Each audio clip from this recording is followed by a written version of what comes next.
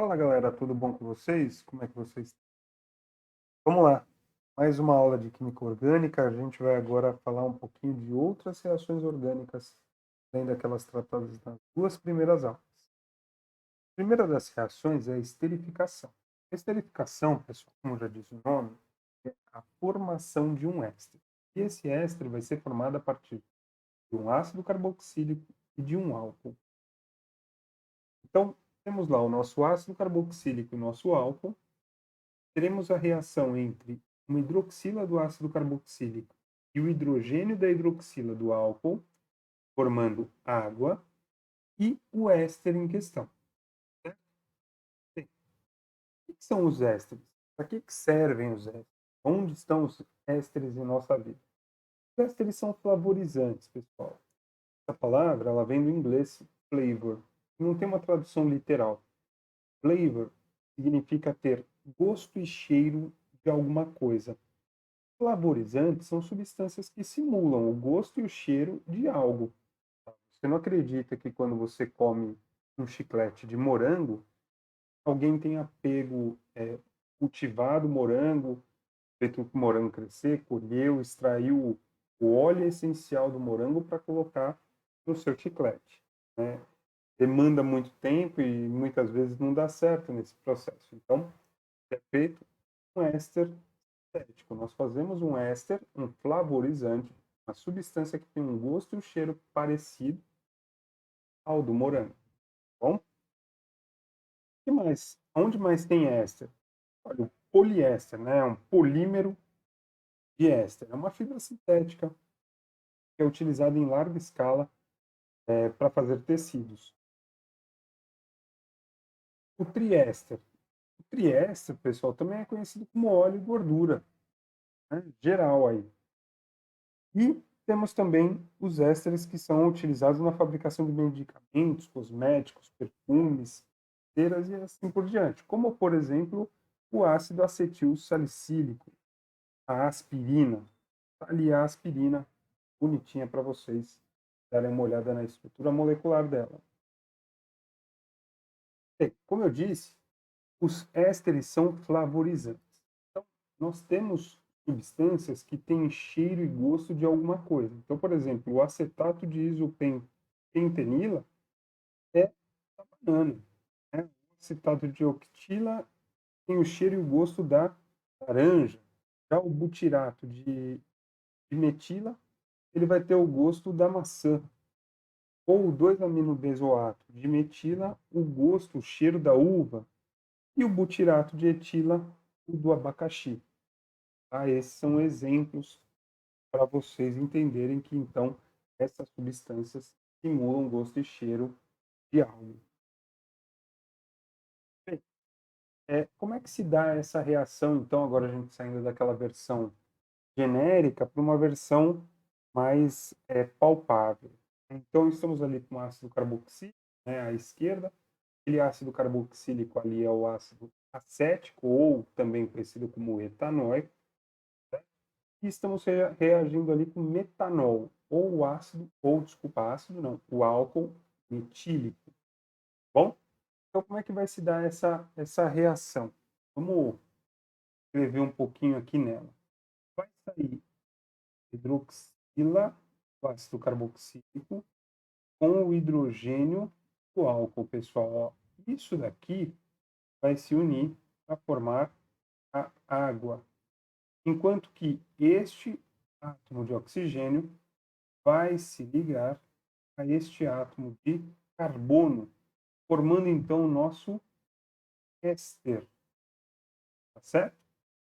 Isso também ocorre, pessoal, com a glicerina. A glicerina ela é o propano 1,2,3 triol.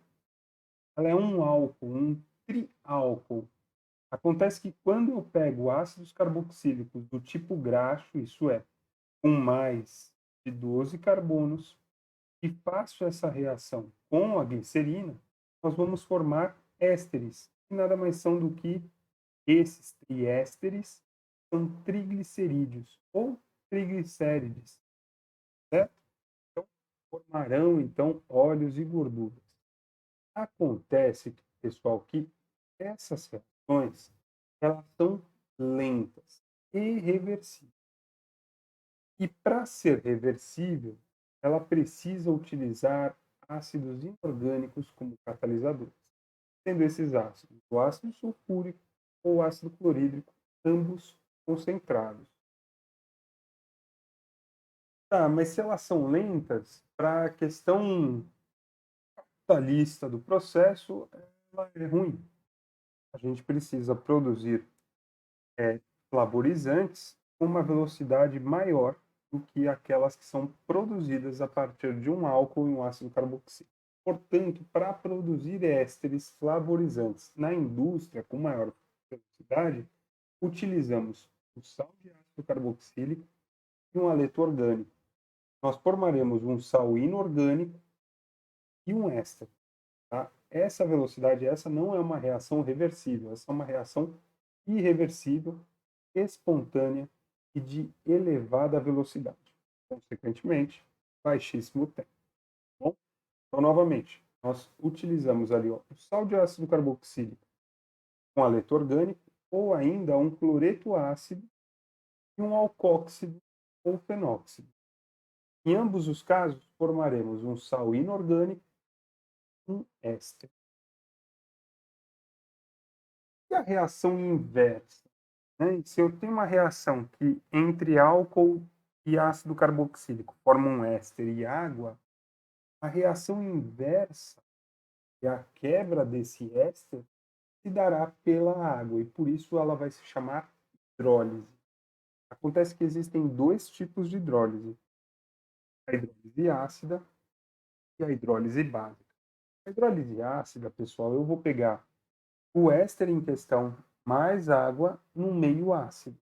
E eu vou voltar ao início da minha reação formando ácido carboxílico mais um álcool, tá bom? Já se eu for fazer a hidrólise básica, que também é conhecida como saponificação, não vai reagir em si a água, e sim a base que está presente na água, certo?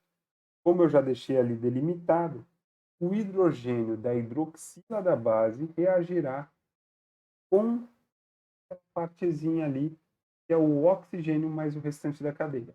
Não é o dupla O, é o O. E esta quebra gerará, então, um álcool e um sal inorgânico. Aí está a grande diferença. Nós formaremos um sal inorgânico. Acontece que se esse sal inorgânico ele for de um ácido graxo, que é um sabão. Então, lembra lá que estávamos dizendo sobre os triglicéridos? Olha aqui. Estou pegando aqui um óleo, uma gordura, um glicerídeo, e estou reagindo com base forte. Então, repara que se você já viu sua avó, sua tia, o pessoal mais velho fazer sabão, você tem que entender que eles têm o conhecimento prático do processo. Então, você vai pegar lá glicerídeos ou triglicérides, que são então, óleos e gorduras, e vai reagir ali com a sua base forte. Ah, Ivan, mas minha avó, minha tia, ela usa cinzas. Ok, perfeito, porque as cinzas são óxidos básicos. O óxido básico, você já viu no curso que em água ele forma hidróxido. E o hidróxido reage com a gordura e com o óleo, formando sabão. A gente está vendo aqui que é pelo intermédio da saponificação ou hidrólise básica. Acontece que quando essa substância, esse sal inorgânico, esse sal de ácido carboxílico é formado e ele vem de um óleo de uma gordura, isso é, de um ácido graxo, nós teremos duas partes importantes. Teremos toda a cadeia carbônica, uma parte apolar, isso é, hidrofóbica, olha o nome, hidrofóbica, phobos, medo, hidro é água. Então, esta parte aqui da molécula,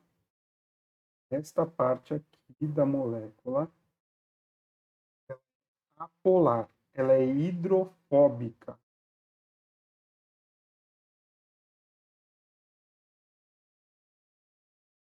Acontece que se ela tem medo da água, ela gosta do óleo. Então, ela é lipofóbica. hidrofílica, amiga. Ela é amiga do óleo, ela interage com o óleo. E esta parte aqui que tem cargas, ela é polar.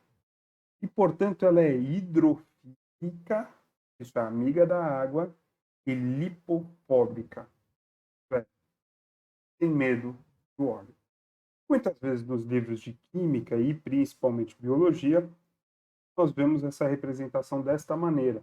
Uma cadeia carbônica como um grande rabicho e uma esfera com a parte polar.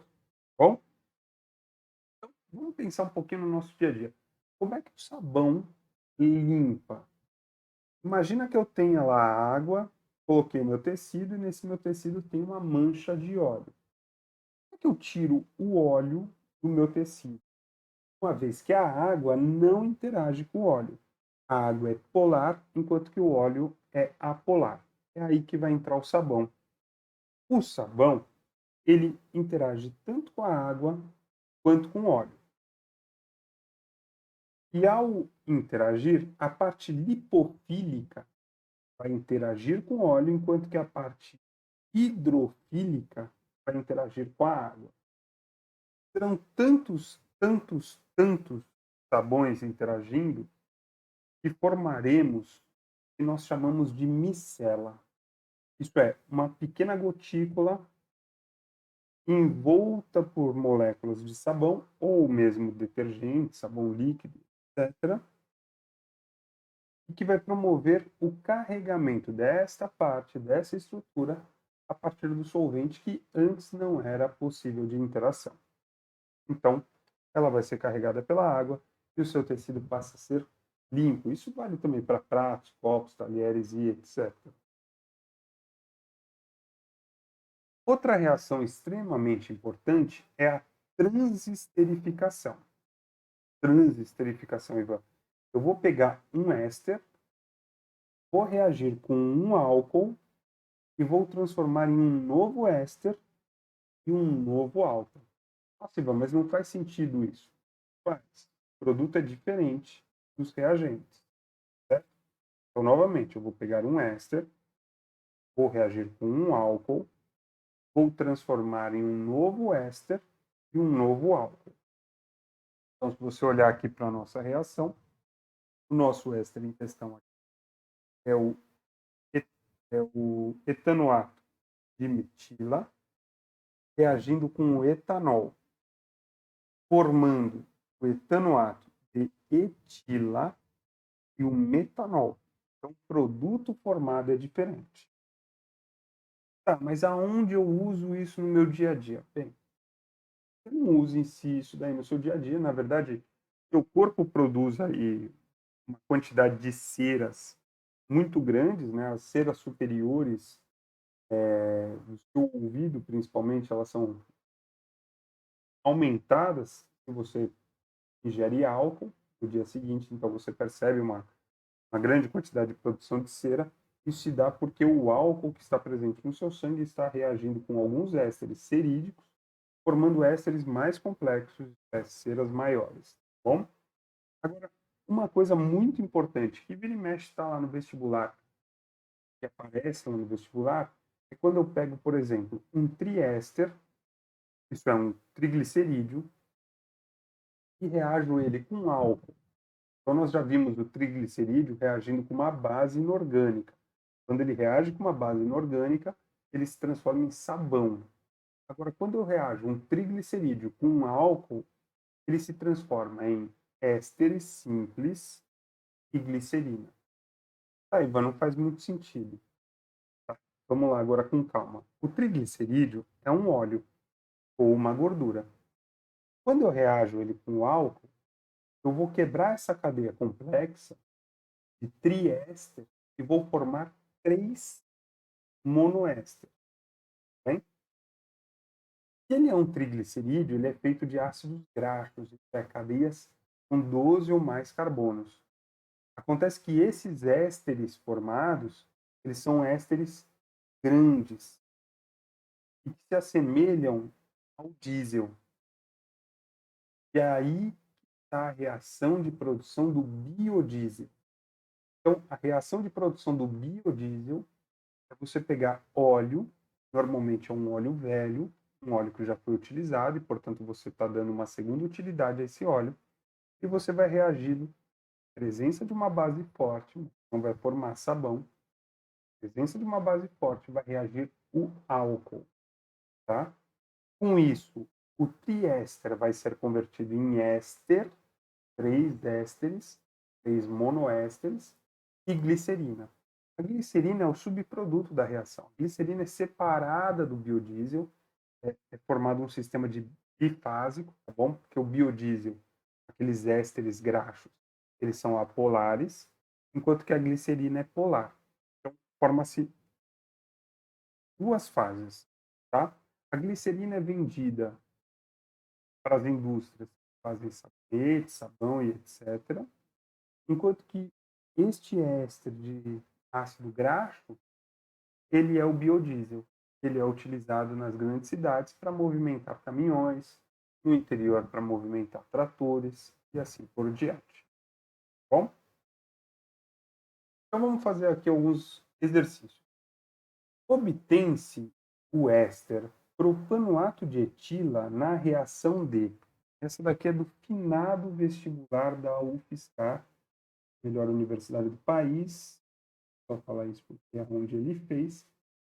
O professor vai falar que o lugar que ele estudou é o melhor. Então vamos lá. Propanoato com 3 carbonos. Ó.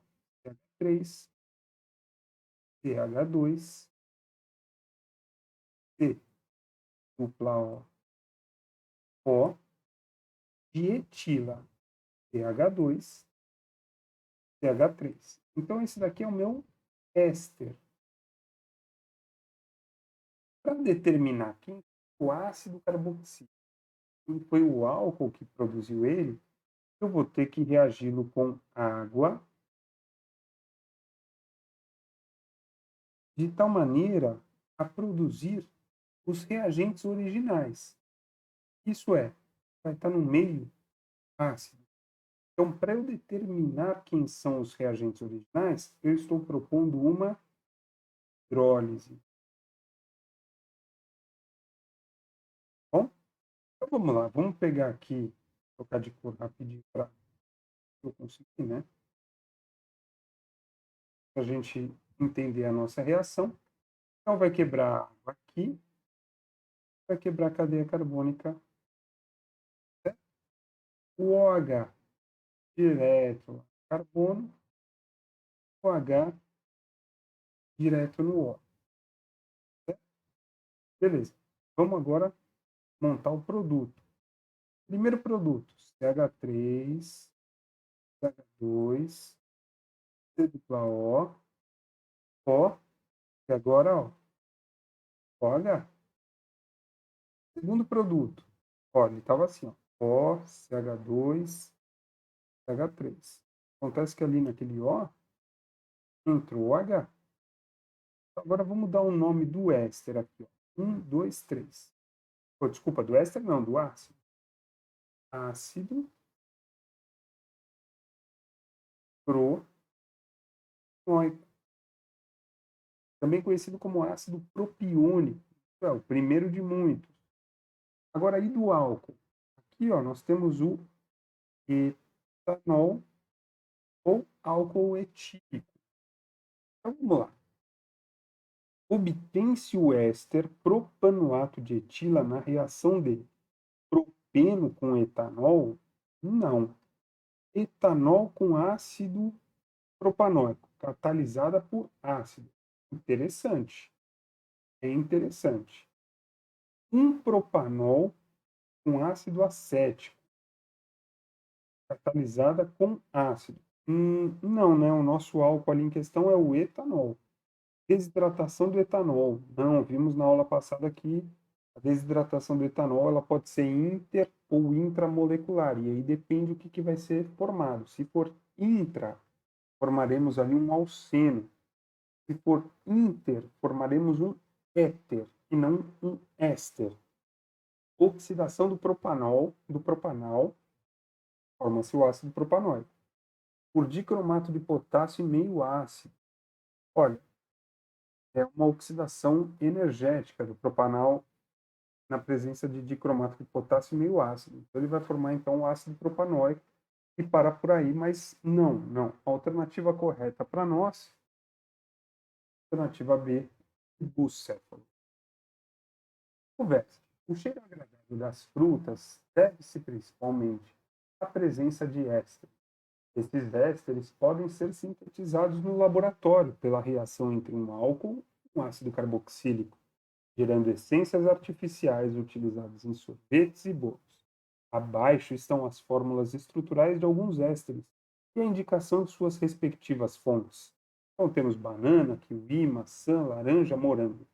A essência sintetizada a partir do ácido butanóico e do metanol terá cheiro de ácido butanóico. Vamos lá, ácido butanóico. Vamos escrever esse camarada aqui. Ó, CH3, CH2, CH2, C dupla O, OH. Iva, não estou lembrando. Meu, ó, but, 4 carbonos. Ligação simples, OICO, ácido carboxílico. Vai reagir com metanol, ó, MET, um carbono, OL. Então, um carbono, só ligação simples. OH, que é o OL, e aí H. Vamos promover essa reação. Pessoal, o que, que vai acontecer? Ó, o hidrogênio do álcool, a hidroxila do ácido, sai água. E agora, o que, que forma? Vamos desenhar na forma de aqui. Ó. São 3 carbonos antes da carbonila. Vamos lá, ó. 1, 2, 3. Agora aqui, ó, dupla O. O e o C. Então, formou este composto aqui, pessoal. CH3, CH2, CH2, C dupla O, CH3. Então, peraí, vamos olhar a parte mais fácil. Desse lado aqui, ó, tem que ser O, CH3. O, CH2, CH2, CH2, CH2, CH3. Opa, volta lá, não pode não. Não pode ser o morango. O, CH2, CH2 6 vezes. Mas apanha, hein? Não pode ser a laranja. CH3. Opa, esse daqui é interessante, hein?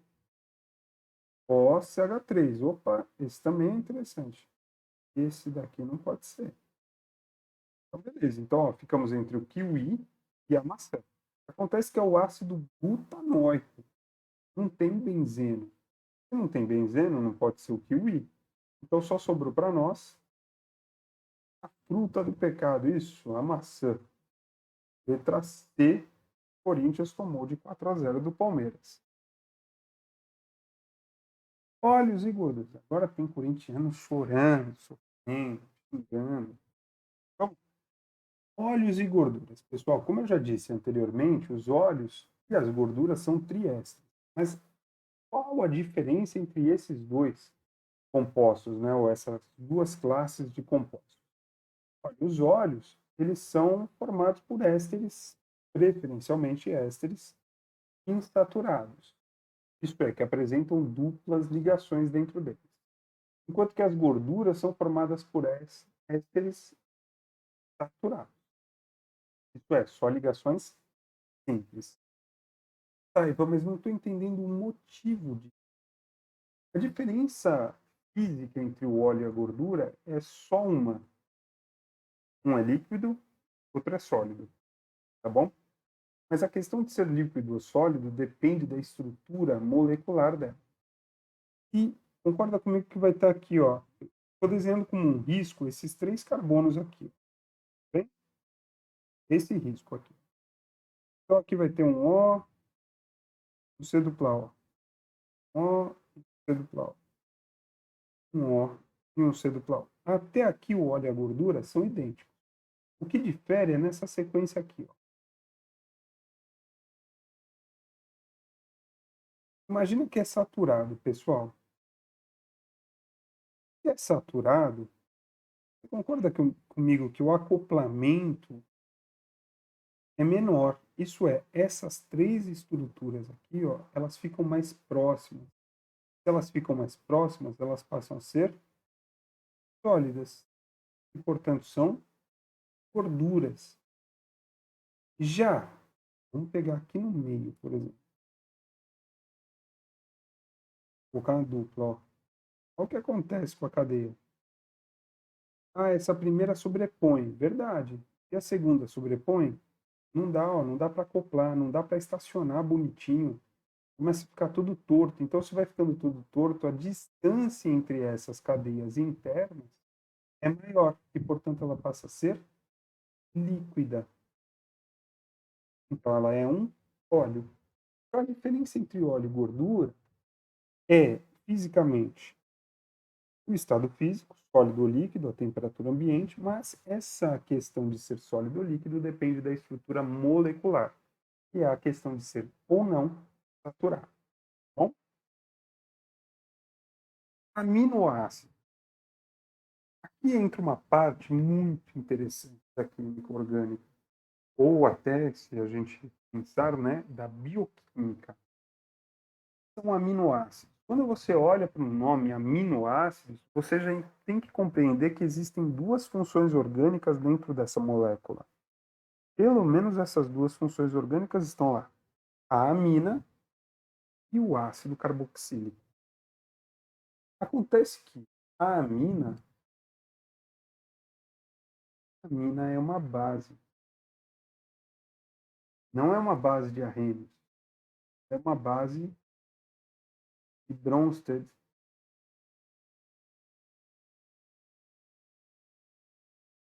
Lowry.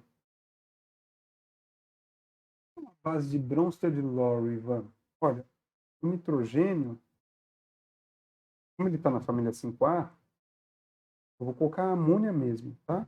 A predecessora da amina. O nitrogênio, como está na família 5A, ele apresenta um par eletrônico. O que as bases de Bronsted-Lowry conseguem fazer? Um ácido libera H+. E H+, vamos pensar um pouquinho. Olha, o hidrogênio é formado de um próton, certo? E um elétron. Então eu tenho aqui, ó, número de massa e o número atômico. Só relembrando, recordar é viver. O número de massa é o número de prótons e nêutrons, e o número atômico é o número de prótons, que também é igual ao número de elétrons. Tudo bem? Então veja, este átomo de hidrogênio em questão, ele tem um próton e 0 nêutrons, porque o número de massa, que seria prótons mais nêutrons, é 1. Certo? Beleza. Então, vamos lá, vamos pensar um pouquinho nessa situação. Eu tenho um hidrogênio que tem um próton e um elétron, está lá o elétron dele, e esse elétron é arrancado. O que ele passa a ser? Ah, um H+. Tá, mas o que é um H+? Um próton. Por isso que a gente fala que ácidos desprotonam, isso é, liberam H+.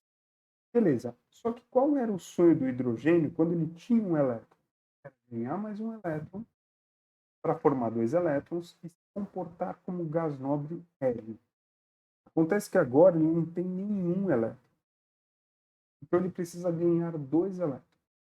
O nitrogênio, que já está com 8 elétrons na valência, ele vai coordenar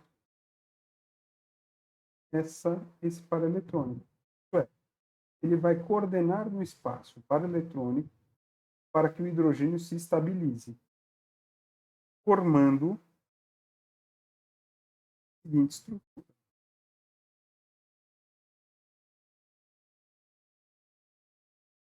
Coordenada, ó, uma setinha, H, e toda a estrutura passa a ter carga positiva. Tá bom? Então, o que é uma base de Bronsted-Lowry? É uma substância que consegue exceder um H+. Ele é um aceptor de H+. Tá bom? Beleza.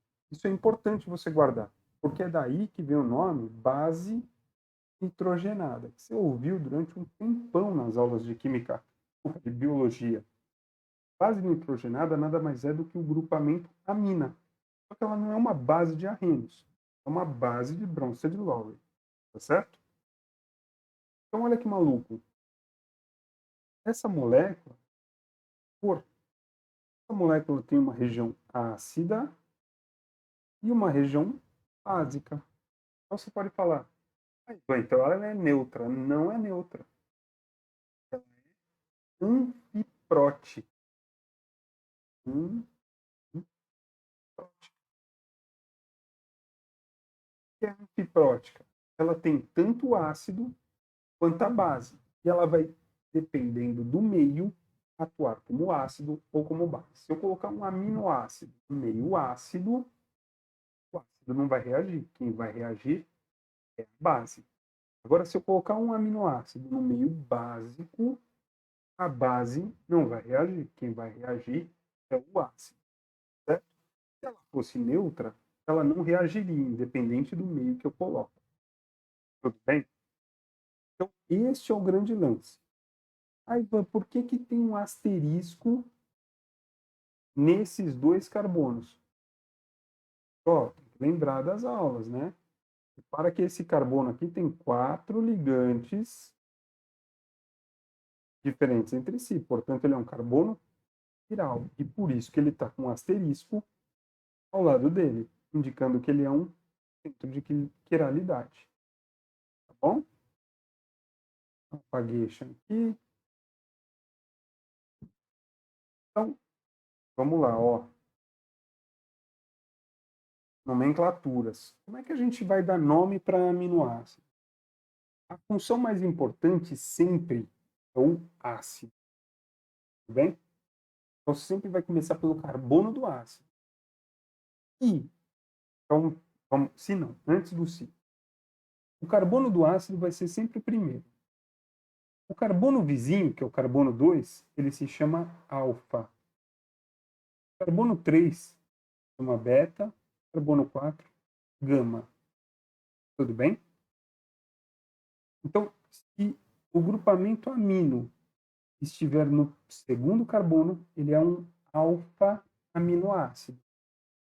Se estiver no terceiro carbono, ele é um beta-aminoácido. E se estiver no quarto, ele é um gama-aminoácido. São as classificações dos aminoácidos. Então, se você olhar aqui a nossa primeira estrutura ali é um alfa-aminoácido. Então, o ácido alfa-aminoacético. E vamos, mas só tem um carbono. Calma lá. Um carbono aqui, 2 cético ou etanóico. O segundo, ó, também vai ser alfa, tá? Vamos dar o nome dele aqui antes, ó. 1, 2, 3. Então, esse cara aqui vai ser o ácido alfa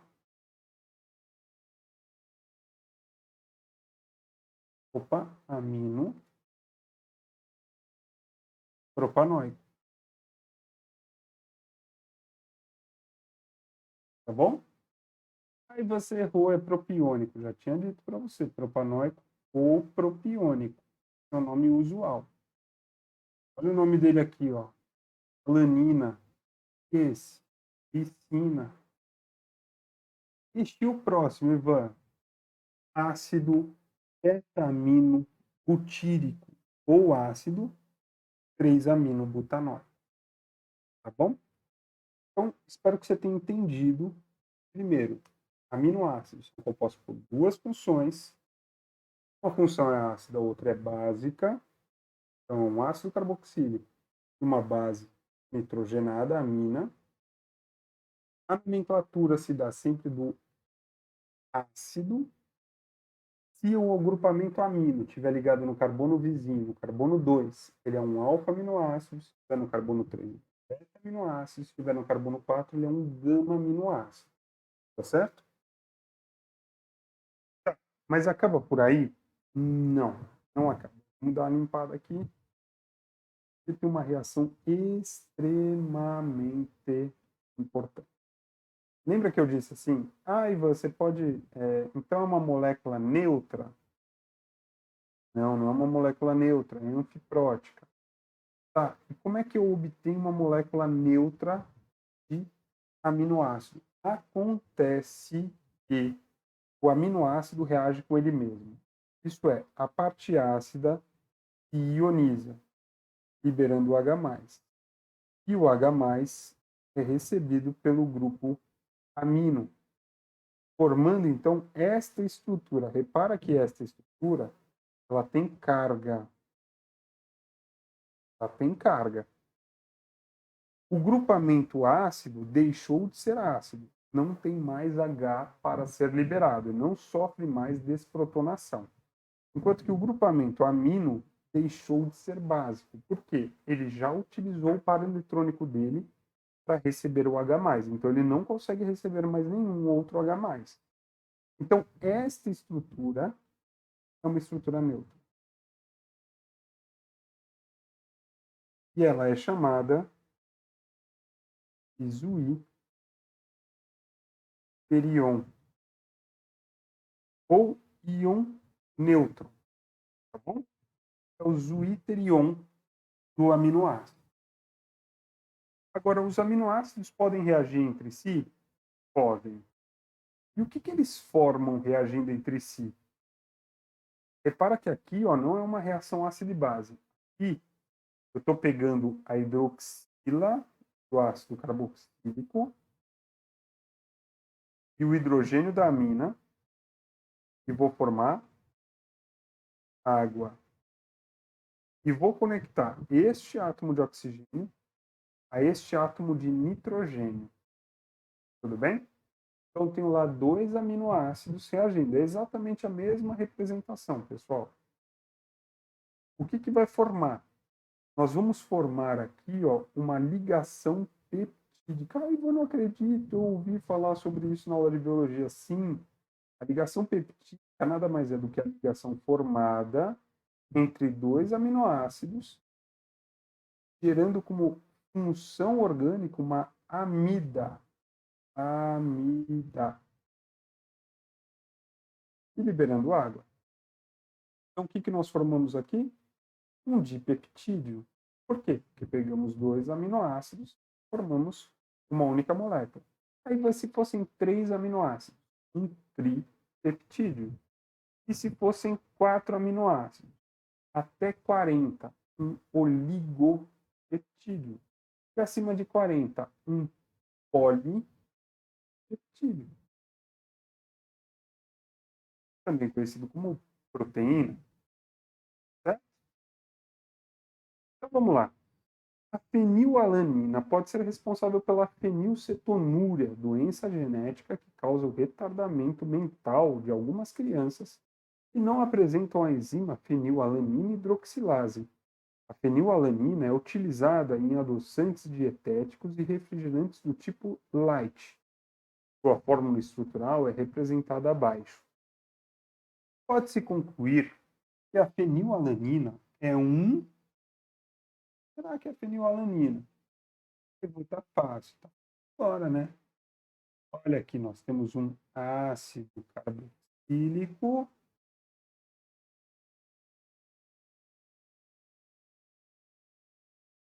e uma amina. Então, temos um aminoácido. De que tipo? Alfa, beta ou gama? Alfa. Ó. Carbono 2. Alfa. Então, o que nós temos aqui? Aminoácido. Federal lá do Rio Grande do Sul. Unirio.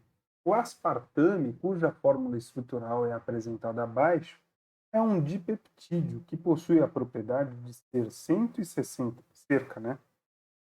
160 vezes mais doce do que a sacarose, sendo por esse motivo utilizado como adoçante artificial. Como se denominam as unidades constituintes do peptídeo? Então veja, ele está perguntando sobre a estrutura das moléculas que deram origem ao aspartame. Baseado na fórmula estrutural do aspartame, escreva as fórmulas estruturais das unidades que o compõem. Certo? Então, este exercício é mais fácil começar pela letra B do que pela letra A. Então, vamos na letra B. Antes, vamos pensar um pouquinho. Onde está a ligação peptídica? Olha, a ligação peptídica está aqui. Aí, como é que você sabe que a ligação peptídica está aí?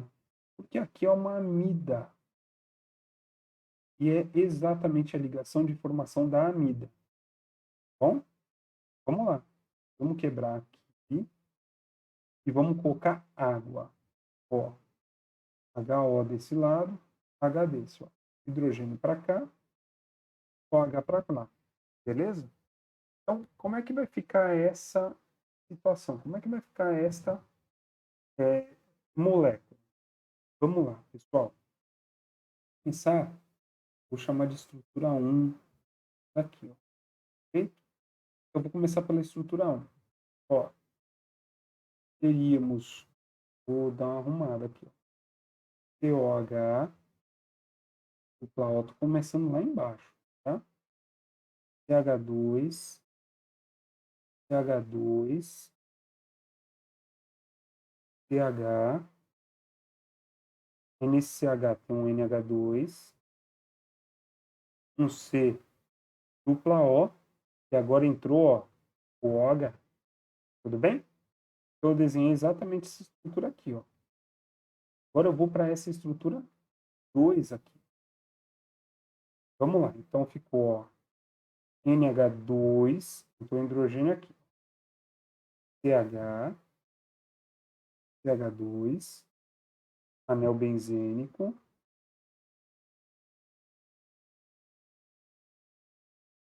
C dupla O, O, CH3. Tudo bem? Então agora vamos olhar o que nós temos aqui, né? Baseado na fórmula estrutural do aspartame, escreva as fórmulas estruturais das unidades que o compõem. Estão aí, a letra B está feita. Vamos para a letra A. Como se denominam as unidades constituintes de um peptídeo? Olha, a primeira estrutura é um alfa aminoácido. A segunda estrutura aqui, ó, nós temos um éster. Tem um grupamento amino. Ele também aqui está perguntando para nós quais são as funções. Então, quais são as funções? Olha, éster, amida,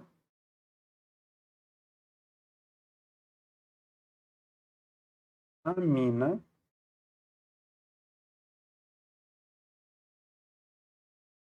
ácido carboxílico.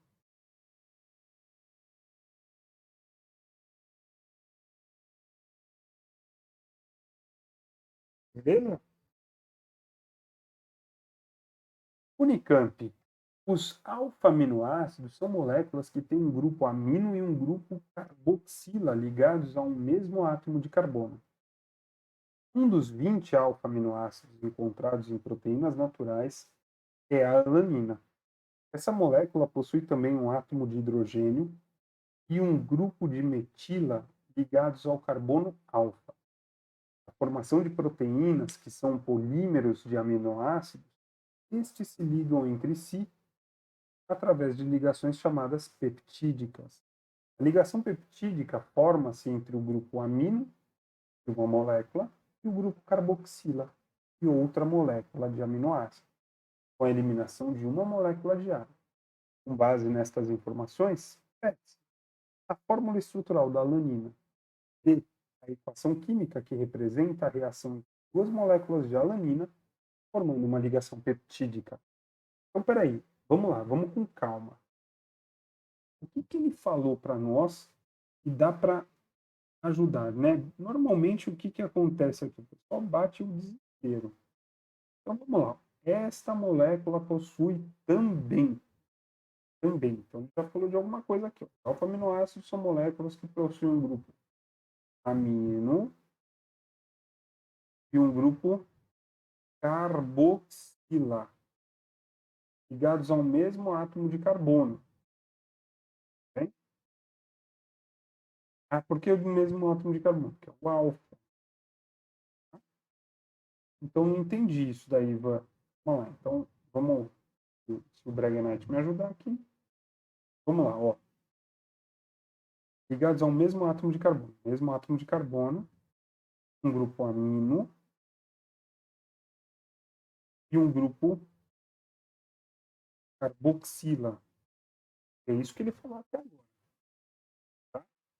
Essa molécula possui também um átomo de hidrogênio e um grupo metila ligados ao carbono alfa. É esse carbono aqui, ó. Então, um átomo de hidrogênio e um grupo metila. Pronto. Tá aqui a alanina. Não acredito, Ivan. O vestibular me deu a resposta? Deu a resposta. Tá aqui. Vamos escrever só de maneira mais bonitinha. Então, se você tiver calma, tá aqui, dá para resolver tranquilo. Né? Então, seria COOH, outra forma de representar a carboxila, o átomo de hidrogênio, o CH3 e o grupo amino. Bem? Agora vamos para a letra B. Letra B, ele quer uma reação entre duas alaninas. Então vamos lá, ó. HH, CH, CH3, C dupla O, OH. Nós estamos mostrando... Ah, Ivan, por que você colocou o H assim? Porque nós estamos mostrando a parte da molécula que vai reagir. Repara que eu vou repetir a estrutura da alanina, mostrando como ela vai reagir, pessoal.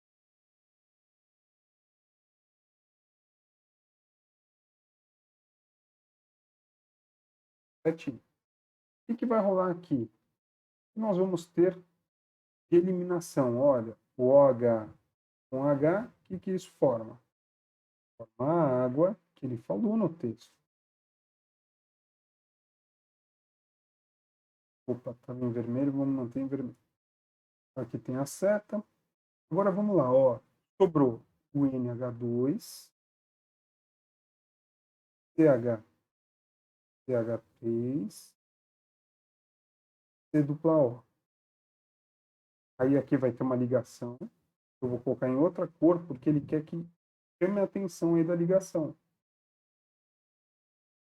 CH3, COOH.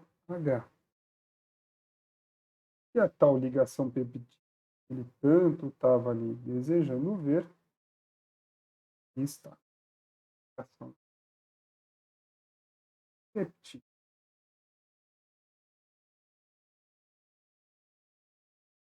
Beleza? Então essa daí foi a aula, galera. Espero que você tenha entendido, compreendido todas as sequências de reações, esses detalhes importantes que existem, e que você estude bastante, porque essa é uma matéria muito, muito bacana e que vira e mexe aparece lá no vestibular. É isso, meus caros. Um grande abraço, bons estudos e até a próxima aula.